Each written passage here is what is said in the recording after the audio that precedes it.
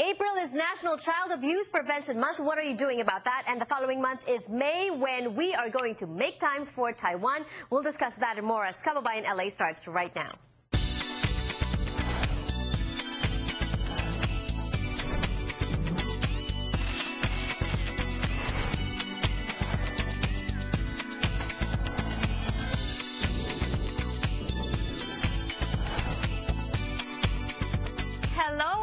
Good afternoon to all of you. It's only Wednesday, but I feel like it's already Friday, Monday, and Tuesday. So many things, and I know that that's how busy our lives are here in the States. Kaya po ngayong hapon, gusto namin kayong anyayahan na maglakwatsa at magbakasyon sa Taiwan at sa Philippines. We all have details for you this afternoon on Kababayan LA, so stick around for that. But before that, syempre, alamin po natin ang mga balita mula sa balita.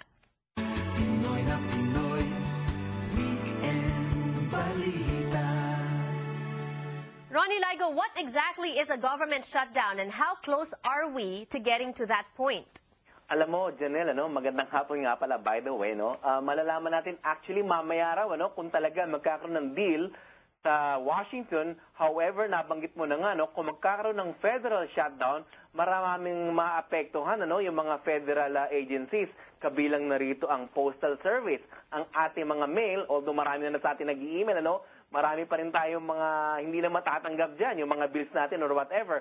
Air traffic, which is very, very important as far as safety of the flights are concerned, yung ating mga bumibiyahe, air travel. Border security, alam naman natin, very porous yan. Visas and passports, walang makaka-apply at walang may issue ng mga visas. National parks, magsasara yung mga national parks, hindi po yung mga city parks na natin dyan na kung saan naglalaro yung mga anak natin, At saka yung mga mga staff po ng Federal Reserve offices na hindi po malalagyan ng mga tao huya pagka yan ay nagsara. All right. Yesterday, we were talking here on Kababayan LA, or I mean rather on Monday, and we talked about a lot of senior Asian Americans, kabilang dito mga Filipinos, na they rely on Social Security benefits as a source of income. Yung mga pension. Will this be affected as well? Hindi naman nila pinag-uusapan Social Security, pero of course, pagka walang federal government, kasama na dyan dapat ang Social Security. Maaring makatanggap sila ng cheque, pero ito bang mga cheque nito may laman? Sana naman meron, At yung mga military personnel natin, baka mawalan sila ng cheque, hindi nila marireceive ang kanilang mga cheque sa kanilang mga sweldo, At of course, gaya na nabanggit natin, yung mga ibang federal services, at gaya na nabanggit na nga natin, yung mga postal service na yung mga mailman natin, baka hindi na pumunta sa ating bahay. All right. The last time that this happened was in 1995, Ronnie. I wasn't here yet. Ano ba ang mga, were you here at the time?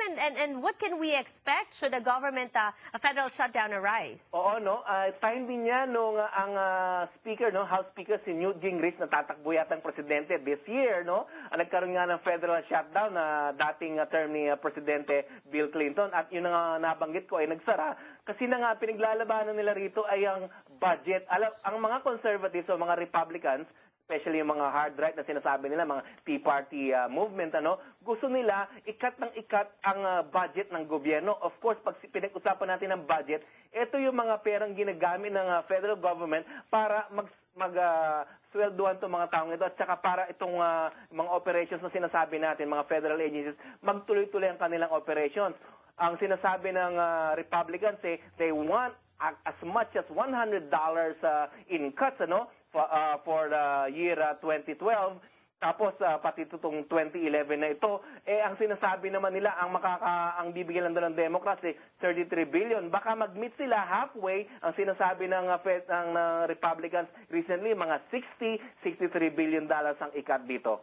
All right. Well, alarming news, most definitely. They say you can take the Filipinos out of the Philippines, but not the Philippines out of the Filipinos. So even if we live here, we still are prone to being aware of what's happening or trying to find out what's happening in the Philippines. Pero kailangan po nating baguhin yan, mga kababayan. Nandito po tayo sa Amerika. Whatever happens to the government here, that's what directly affects us. Correct, Ronnie? Oo, totoo yan. Nabanggit na natin, mga ahensya na yan. Mga federal parks, wala tayong mapupuntang mga national national parks, ano? Sana Okay. naman hindi magtuloy-tuloy. Hopefully, Alright. malalaman natin by tonight or by Friday. Yun ang talagang deadline. And that is why thank you so much, Ronnie, for breaking down those important information for us this afternoon on Kababayan LA. At for sure, abangan natin ang mga developments sa balitang yan. For now, more power to you. Maraming salamat po sa inyo. Mas marami pa pong balita sa kanilang midweek at weekend edition, also online, www.balita.com. Go check out their website and we will be back for more on Kababayan LA. Don't go away.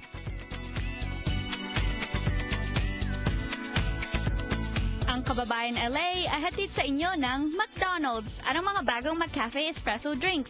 McDonald's na ba ang inyong bagong coffee house? Ang mga bagong McCafe Espresso drinks ay mabilis, masarap at mas mura pa. Kahit saan, kahit kailan.